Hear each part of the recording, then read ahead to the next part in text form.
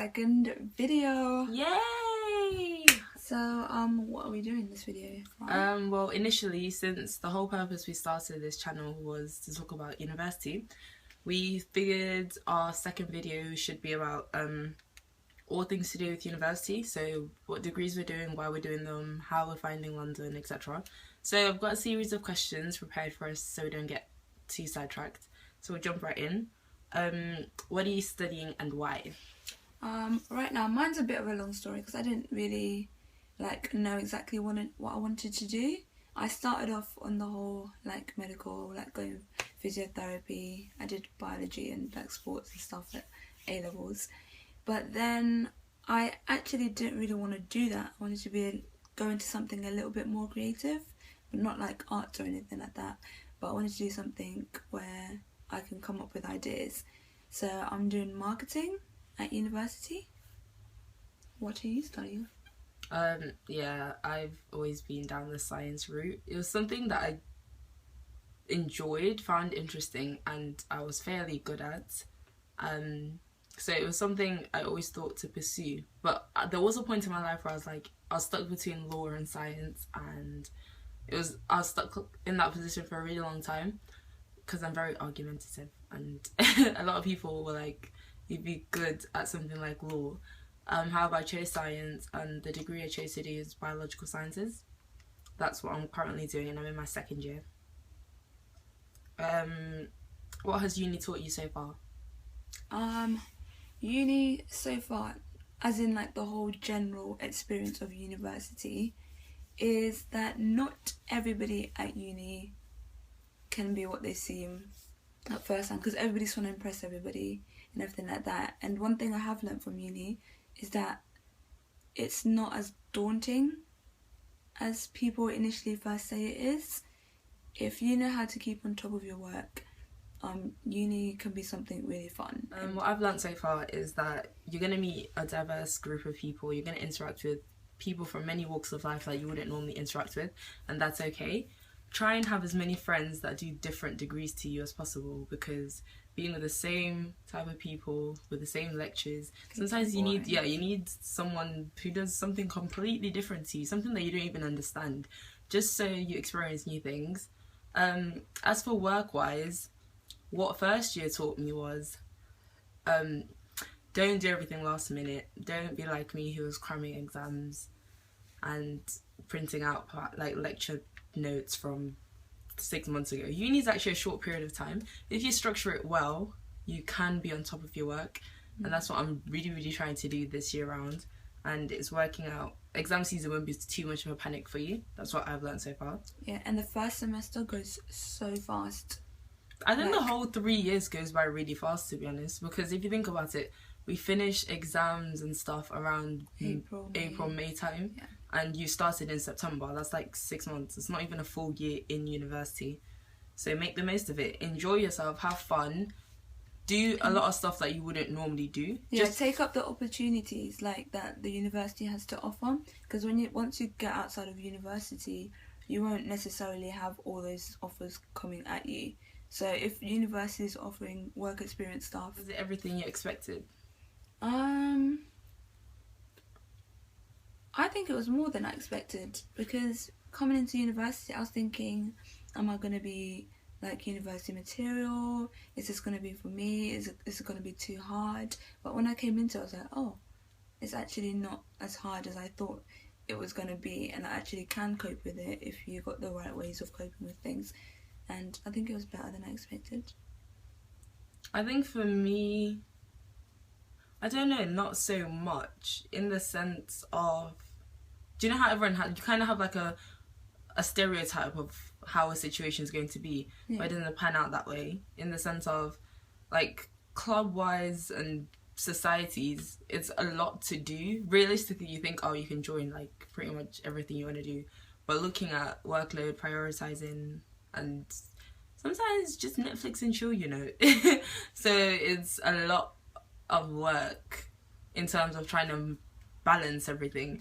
And one thing I've learned that I didn't expect was the fact that keeping in touch with everyone is 10 times harder, especially in the first couple of months of uni, especially first year freshers to I don't know, October, like those 2 months when you're settling in and you're trying to make an effort to socialize with everyone there, that you don't neglect, but you have less time for people that aren't immediately in your vicinity. So trying to like keep track of all of that is a lot. I think you just already answered one of the questions that was already there. Thinking ahead. Pro and con of living in London. Pro and con. Let me tell you one thing. If you are thinking about coming here, I know you're probably gonna have a list of things that I'm gonna do this when I get to London, blah blah blah. You're not gonna do it. You're not. That could be just us though. No, but it's like everyone like that I've spoken to, like they're like, oh, when I came here I was expecting to go everywhere, expecting to go to Chinatown. I've been to the London Eye and saw Big Ben all in one go, and that was good. But there's so many stuff that I wanted to do. I haven't even been to I haven't even done most of the free stuff that you can do. I haven't been to like Hyde Park.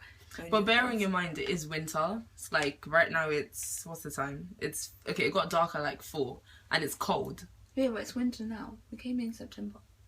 It's been 3 months. Yeah, but September time was like getting introduced to uni. You didn't really have, I think London, the best time to enjoy London is summer. London is a big city and there's a lot to do, so that's a positive in the sense of you never really, if you're a person that will make the effort to look for something to do, you'll never go short of finding something to do.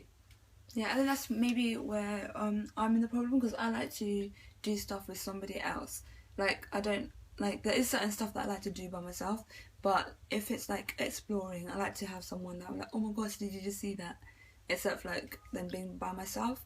And most of my roommates that I was with, they weren't as adventurous as like, oh, let's go and randomly do this. But now that I've gotten to know some of my roommates, like, it's like we've been planning a little bit more to do stuff. But I'll just say that if you are, because I was that person, I actually made a Pinterest board of all the like stuff She that Pinterest everything. I Pinterest everything. I get really excited and I like to plan things and I like to plan how it's going to go. And if you're like me and you like to plan things and you like to know what you're going to do and everything like that, just don't set the bar too high. Because what I found is that I'd like wake up in the morning and they'll be like, should we? And be like, nah, let's just stay in bed. And then you're not doing anything the whole day. But that's very, very true. I'm guilty of that. Given the opportunity, what would you do differently? What would I do differently? So far, I've only been like, this is only my first semester, and I haven't really made like any massive mistakes so far, I don't think. So wait, you take it whilst I just think. I would say, given the opportunity, what would I do differently? I would have made more of a routine to study last year. Because for me, I don't know about other degrees, but for me, degree-wise, it felt like half the things they were doing, I'd already done already. So I got into the mentality of, oh, I've done this, I'll be fine. But obviously, it's first year of a degree. It's going to have more information than, like, you know, A-levels. And when it came down to revising, I was reading stuff and I was like, whoa, I thought I knew this. And bearing in mind, fair enough, you may have done it at A-level, but it's a whole 6 months later since you last did A-levels. So the things you did at A-levels, you probably don't remember as clearly as you did back then. So that's one thing I'll change. Okay, how was living in halls? Living in halls, it's great. Like, I can't complain about living in halls because the people I lived with, they weren't that bad. We had like probably one argument out of everything, and I wasn't even the one arguing. It was 2 of my roommates arguing about the bins. And Catherine never gets into arguments. She's a very peaceful person. I'm peaceful. I like to stay out of drama. And like me. Yeah, I didn't really have that many. I didn't have any of the arguments with my roommates. Like 2 of them, I love them to bits. So I'm cool. They're pretty cool. I've met her flatmates. They're really great, actually. I remember the first time I met them, I was like to her, oh my god, compared to me, you're really lucky, because, okay, my situation wasn't too bad. I was the only girl in my flat, and I don't mind being the only girl. It was just a case of the guys tend to be, not all guys, but the guys I lived with personally, they thought cleaning wasn't that big of a deal. And for me, a kitchen and a bathroom are 2 things that have to be absolutely clean, like without a doubt. So we always bumped heads on those occasions, and we've had some arguments. It got to a point where I was arguing with one of my flatmates. Things escalated, like we were actually shouting, and the rest of the boys didn't know what to do. And I remember my flatmates just sitting there like, oh my god, I thought you were gonna kill him. But yeah, eventually after that, everyone got into a routine of cleaning. And you have to remember, it's one of those things where you have to remember people aren't raised in the same way that you are. So like my flatmate, when everything had calmed down, he apologized and was like, to be fair, I've never really cleaned. Like my parents always done it for me. And, you know, I've never been in a situation where I had to clean. So, you know, you're going to bump heads, but it's going to be a great time because by the end of it all, like, we all got on. We used to, like, go to the gym together, have movie nights. Like, Pancake Day was so much fun in our flat.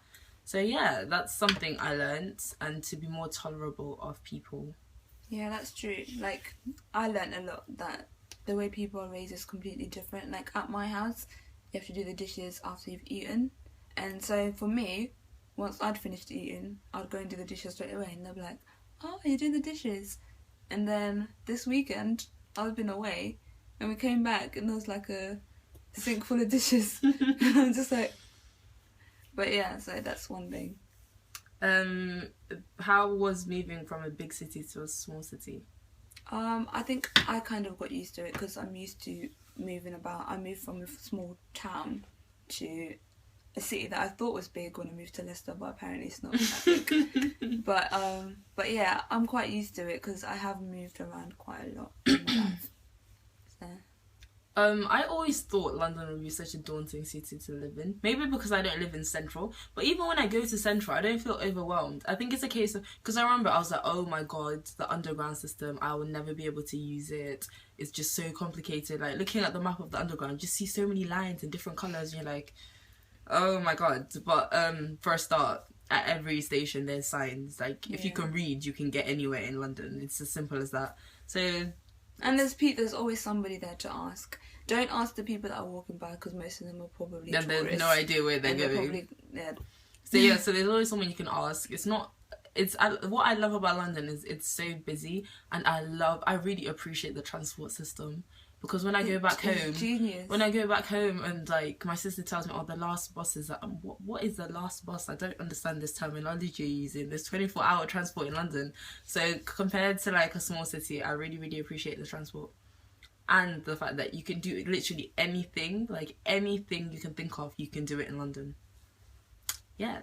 So thank you for watching, guys. I hope that was useful.